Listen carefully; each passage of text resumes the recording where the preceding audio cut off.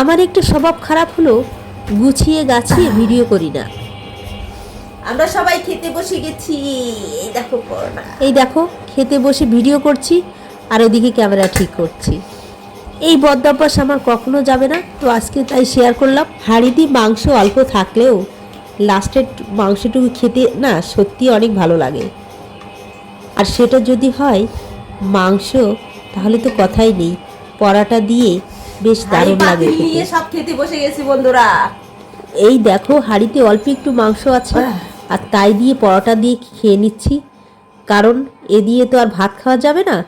এই হাঁড়ি চেটে চেটে পরোটা দিয়ে খাওয়া যাবে। সব পরোটা এখানে 6টা পরোটা আছে।